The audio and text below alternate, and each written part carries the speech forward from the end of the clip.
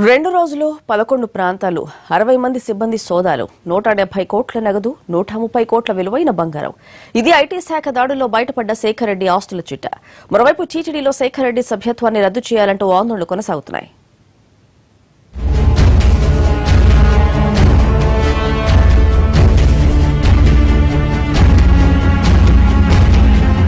TTD board member అమ్మ పార్టీకి అత్యంత సన్నిహితుడైన శేఖర్ రెడ్డి నివాసాల కార్యాలయాల్లో ఐటీ సోదాలు ముగిశాయి.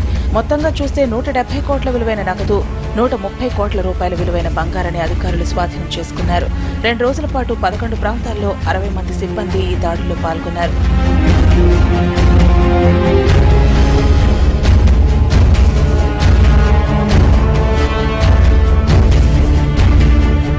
మరోవైపు ధృవ అనే బ్యాంక్ ఏజెంట్ ద్వారా 80 కోట్ల రూపాయల పాత నోట్లను మార్చుకున్నట్లు అధికారుల ముందు శేఖర్ రెడ్డి ఒప్పుకున్నాడు.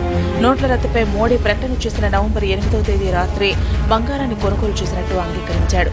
వీటితో పాటు కీలక డాక్యుమెంట్లను కూడా ఐటీ శాఖ స్వాధీనం చేసుకుంది. లారీ నిండా డాక్యుమెంట్లను తీసుకెళ్లారు అధికారులు.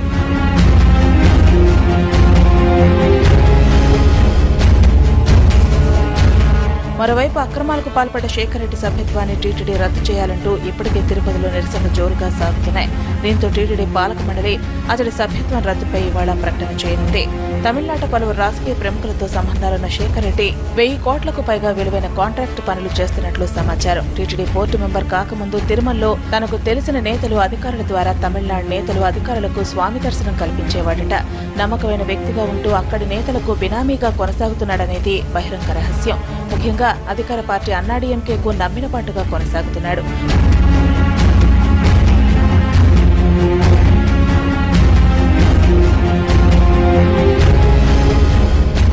శేఖర్ రెడ్డి దగ్గర ఇన్ని కోట్లు దొరకడం ఐటీ అధికారులనే ఆశ్చర్యపరుస్తోంది. ఓవైపు బ్యాంకుల నుంచి విత్డ్రాలపై పరిమితులున్నాయి.